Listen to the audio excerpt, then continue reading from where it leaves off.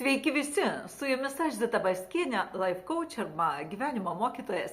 Ir šiandien per matricos veikimo principus aš jums noriu parodyti, kaip tiksliai matricoje veikia algoritmai.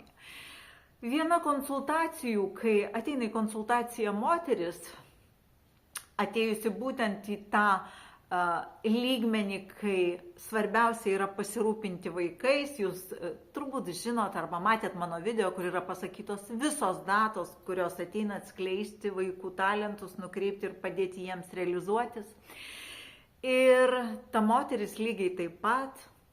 Ką sako taškas, kuriame ji yra? Taškas sako, kad ji būtinai turės talentingą vaiką, kuris dėl tam tikrų priežasčių negalės savarankiškai atskleisti savo sugebėjimų arba atsiskleisti, išsiskleisti ir jam reikės pagalbos tai talentingai sielai. Ir mes kalbam toliau. Ji turi vaikų, vienas jų yra be galo gabus. Yra nuostabiausi piešiniai, nuostabiausios kūrybinės visos šitos, bet vaikas niekur nesimoko. Niekur nesimoko to, jis ateina su prigimtiniu gebėjimu ir talentu. Ir tie piešiniai tiesiog pasižiūri ir apsvaigti gali nuo grožio, bet vaikas tų piešinių niekam nerodo. Jis neleidžia jais dalintis, jis nedaro savo kažkokių online paviešinimų. Visa tai yra užspausta, kad niekas nematytų. Mes dažnai galim pagalvoti, nepasitikė savim, dar kažkur ieškoti, vaikystėje, jaunystėje, dar kur nors. Ir pataikysim ar nepataikysim yra klausimas. Bet pasižiūrėkit, koks tikslus yra matricos algoritmas. Kalbėdama su moterim, aš iš karto pagalvojau, kas yra to žmogaus pasąmonės rodiklyje. Pasąmonė tai yra tas rodiklis, kai mes paverčiam jūsų šiandienos gimimo datą į senąjį kalendorių ir matom dvi planetas, kurios jūsų gimimo metu praeitam gyvenime buvo. Jos daro. Kodėl praeitis daro negatyvę? Baimės visokios yra iš praeities. Todėl, kad ten yra viena ar kita planeta. Viena planeta neša vienokią baimę, kita kitokią.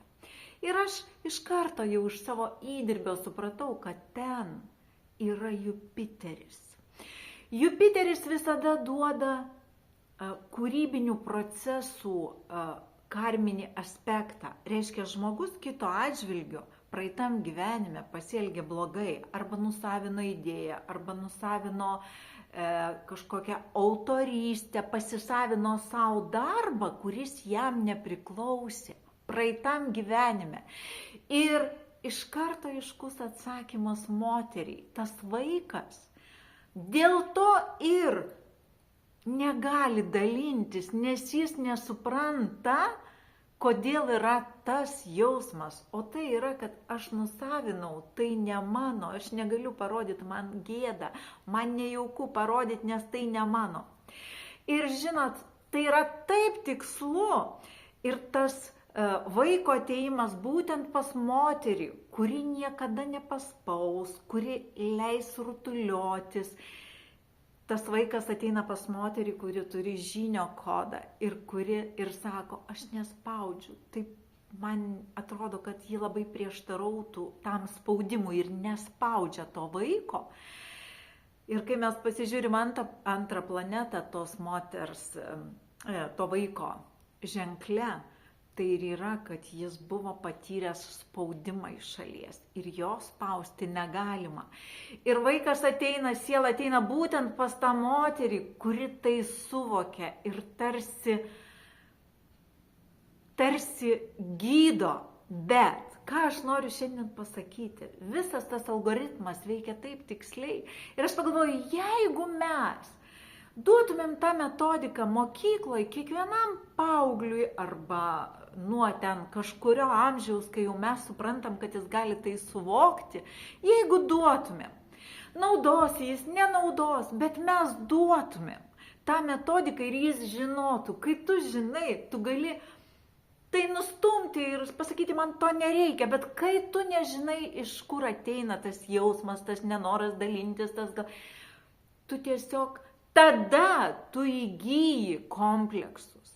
Bet iki to tai nėra kompleksas, tai yra priežastis ir pasiekmė. Ir jeigu mes tik žinotumėm tą priežastį ir pasiekmę, mes išsiskleistumėm ir žydėtumėm jau gal 20, o ne 50, kaip daugelis mūsų pražįstam.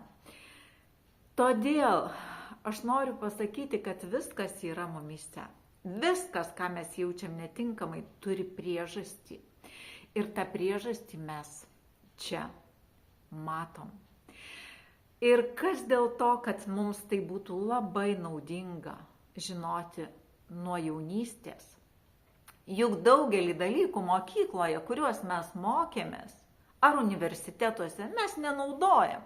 Atėjom, sužinojom, o po to jau sprendžiam, ko mums reikia, ko nereikia. Kodėl negalėtų būti šita metodika duodama žmogui, kuris galėtų paskaityti, padaryti analizę savęs ir pats nuspręsti, tai yra taip ar ne taip. Ne taip, einu toliau į kitą pusę. O jeigu taip, dirbu su savim. Ir man lengva dirbti, nes aš žinau, kad tai mano. Mes visi jaučiam viduje, kas yra mano. Netgi žodis stebuklas, man atrodo, iš žodžio stebuklas pavogė U ilgąją ir jis skamba stebuklas. Taip rašosi stebuklas. O turėtų būti stebuklas, todėl kad stebuklas tai yra būti. O būti tai yra būti savęs visose dalyse, kurios buvo iki šiol. Ir kai mes galim jose pabūti, mes galim būti čia, užtikrinti ir laimingi. Tai ačiū Jums, šiandien toks pasidalinimas.